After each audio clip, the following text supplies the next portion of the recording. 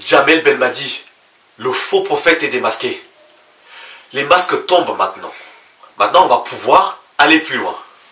Bonjour, mon nom est Alain. Aujourd'hui, on va revenir sur cette histoire qui dure déjà plus d'un mois, depuis le match d'élimination entre l'Algérie et le Cameroun. L'Algérie n'a pas arrêté de taper sur l'arbitre, M. Gassama, de taper sur les instances africaines qui étaient corrompues, en nous expliquant qu'ils avaient un dossier long comme le bras pour prouver leurs allégations. Aujourd'hui, la FIFA a répondu au recours de l'Algérie en expliquant qu'il n'y avait que eux, Belmadi et sa fédération de football, qui croyaient à leur dire. Donc aujourd'hui, ce que je veux faire, surtout pour fermer le dossier, parce que je ne vais pas parler d'Algérie tout le temps sur ma chaîne, j'ai eu beaucoup de commentaires haineux en disant comme quoi j'étais content que l'Afrique reste dans la corruption, dans la malhonnêteté. En fait, ce que je veux juste dire aux Algériens, parce que j'espère qu'il y a certains Algériens qui sont intègres, qui ont une réflexion profonde et qui ne sont pas tombés dans le panneau de Belmadi, qui les a menés en bateau jusqu'à présent, jusqu'à ce que l'Algérie se retrouve détestée pratiquement par toute l'Afrique. Pourquoi? Parce que M. Belmadi n'a jamais assumé son échec. C'est en premier lieu l'échec de Belmadi. Parce que ce match, ce n'est pas un match isolé. Parce qu'en quelques semaines, quelques temps avant, il y a eu une CAN où l'Algérie se retrouvait dernière de sa poule. D'accord? Est-ce que M. Belmadi a fait son autocritique? Est-ce que M. Belmadi s'est assis en expliquant que oui, j'ai fait une faute là, maintenant, je vais essayer d'y remédier? Non. Il s'est confondu en excuses. Il a fait que ça. Parler des excuses. Les pelouses, la chaleur, les terrains, les arbitres corrompus.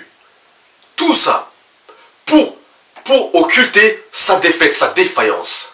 Donc, vous savez que dans tous les pays du monde, ils ont connu des moments difficiles au niveau des résultats sportifs. Ce n'est pas une raison. Et surtout, ils ont questionné l'entraîneur, la compétence de l'entraîneur. Je vous prends un exemple. En France, Didier Deschamps a gagné la Coupe du Monde. D'accord? Et après, à l'Euro, il a échoué. Sa présence à la prochaine Coupe du Monde n'était pas forcément garantie parce que ça a été discuté. Ça a été discuté en bonne intelligence. Il y avait des gens qui disaient que normalement Deschamps, il doit rester, d'autres qui disaient il doit partir. C'est normal. Voilà comment ça se passe dans un pays logique. On ne cherche pas des excuses, on travaille.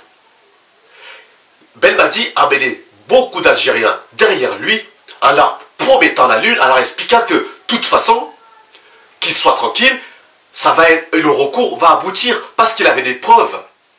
Maintenant, on lui demande, M. Belmadi, vu que la FIFA a débouté l'Algérie, on veut voir ces preuves.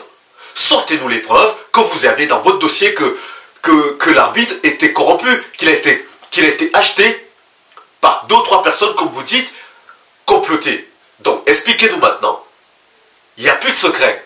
La FIFA a rendu son jugement. Vous voyez que il faut pas suivre les gens à l'aveugle. Il faut pas être sur l'idolâtrie. J'ai l'impression que depuis presque un mois et demi, la parole de Belmadi est devenue une parole sainte. Vous voyez, en fait, il vous montre à gauche pour éviter de lui questionner sur les vrais problèmes de la défaite de son équipe en 2 compétitions différentes. Ce n'est pas une seule compétition, c'est 2. Donc à un moment donné, stop, on arrête là maintenant. J'appelle au calme aux Algériens et surtout à l'intelligence. À l'intelligence, à la réflexion profonde, à questionner Belmadi sur son travail. Un leader ne peut pas se permettre de chercher des excuses ailleurs que sur son travail. C'est le travail d'abord et après on verra. Ok? Donc aujourd'hui, j'ai fait cette dernière vidéo pour clore le sujet, pour dire que stop. J'ai eu des commentaires assez hallucinants.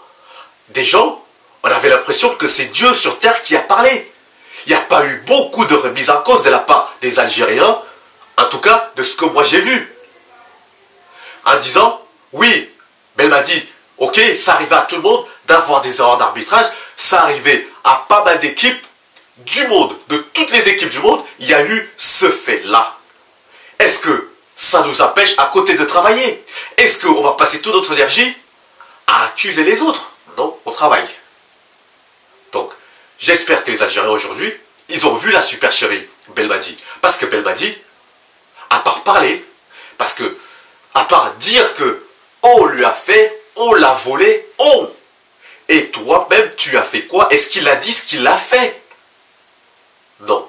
Donc, aujourd'hui, j'espère que maintenant, vu que l'affaire est terminée, vous allez vous retourner maintenant vers votre gourou, lui. Demandez des comptes maintenant. Qu'est-ce qui s'est passé? Et qu'est-ce qui va se passer cette fois-ci? Parce que c'est bien de pleurer, c'est derrière nous. Maintenant, c'est l'avant. Il faut regarder vers l'avant. Qu'est-ce que tu proposes? Quel travail tu vas faire pour que la prochaine compétition soit un succès? Voilà ce que je voulais dire aujourd'hui. Je vous remercie. Passez une bonne journée et à très bientôt.